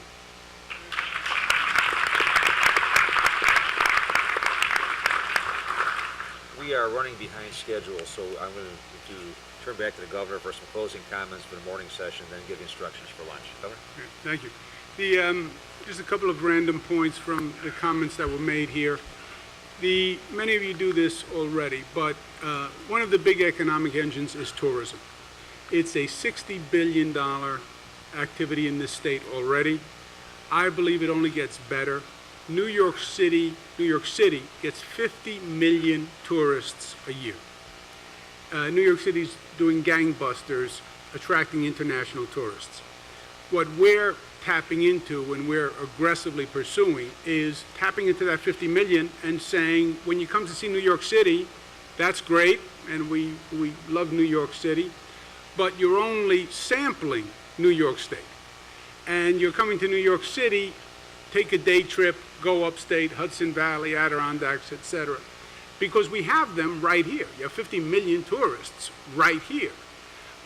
We have not made the connection. And somebody said earlier, they're going to New York City. Yeah, New York City is a beautiful place. New York State is a beautiful place. And I believe you're going to see a significant increase in tourism from that 50 million moving through other parts of the state. And we're making connections now with tour operators and airlines, etc. It's just never been done before. They thought you went to New York City and that's all there was in New York was New York City. And we're opening their eyes. That is going to continue to grow, and we're making a significant investment. So the more connections that you can make with that tourism industry, I believe the better. We've also spent a lot of time and money developing regional tourism infrastructure. And we have meetings like this just with the tourism industry, the history industry, et cetera. So we're bringing all those pieces together. So to the extent that you can do that on a local, regional level, I think that works. It's been talked about, but I also believe there's tremendous potential in the farm to table and the local sourcing. More and more people want to know what they're eating and where it came from. New York State is one of the highest trusted places in terms of producing product. You know, sometimes the bad news is the good news. We're talking about all the regulations. If you are concerned about the quality of your food and your product, the regulations are actually a good thing. And we have information that says when people know that it's from New York, their confidence level actually goes up. And from the restaurateur's point of view, that's going to be a big sales point going forward for them. So I think it's something that we could do a better job tapping into. These Taste of New York stores are just starting, but they're going to explode. They are stores that basically are introductions to New York products. And we're strategically locating them all across the state, and we're strategically locating them at key transportation terminals. So they're going to be at the New York airports, New York bus terminals. You will not be able to come into this state or leave this state without going past the Taste of New York store. So making connections with that Taste of New York, getting your product into the Taste of New York is very important. On a lot of the ideas we've heard, as I said in the beginning, SLA has come a long, long way. From a dismal beginning through a complicated transition in an industry. We are fully cognizant that we also have further to go because we want to make this work better. And we're trying to put a lot of different pieces together. We're taking liquor producers and we're making them marketers, restaurateurs, tourism destinations. These are not normal connections. And it's not normally what SLA does. But we're creative and we're entrepreneurial, as I said in the beginning, so we are ready to go to make these changes and make these new connections. Many of them are not within SLA's current legal authority, which is okay. It means we need to get a piece of legislation passed, which in the past was very intimidating. Someone said, you know, we'd have to get a piece of legislation passed and that's difficult. That's an understatement. There were years that Albany just never passed the piece of legislation. You may have noticed how kind I was to my legislative colleagues, Speaker Silver, Assemblyman McGee, Senator Griffo, Senator Young. That's because we share a deep emotional bond among us. It's also because I want legislation passed this year. Just so we're all clear, we're going to need to pass a piece of legislation. And I personally am committed, and I know my colleagues are, as their presence here today attests. Let's put together a small group. Let's write the legislation that we want done, and let's get it passed this year. We have 5-6 weeks left on the session, and we can do a lot of good work for the industry by just coming up with a lot of these recommendations. Let's get them in a bill. I will personally spend the time necessary to get the bill passed. Dean Norton mentioned we've gotten 4 budgets passed in a row. That is a new record. It's first time in 40 years there's been 4 state budgets by one administration. The exact opposite was true. Past 30 years, 23 of the 30 years, the budgets were late. Average on time, 2 months late, which was just a sign of gridlock. We're now doing the exact opposite. We're working together. We're working across the aisle.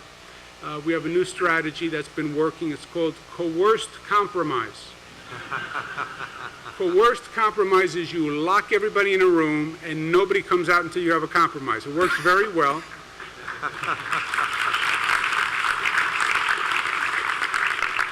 So we will deploy coerced compromise on getting this piece of legislation passed and really making some more progress for this great industry this year.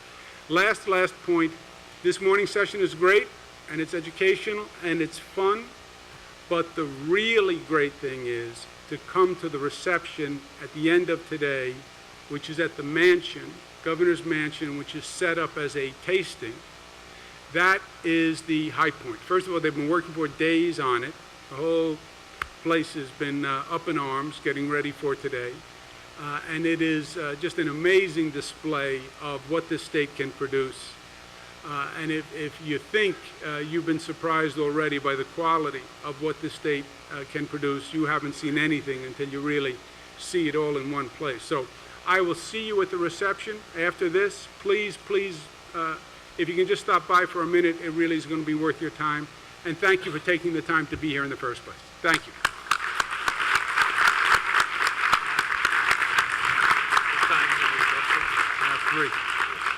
Completes the morning session. Lunch is being served downstairs in meeting room 6, and why don't we meet back here at 1:30? Thank you. I'll see you at the meeting. Any other comments?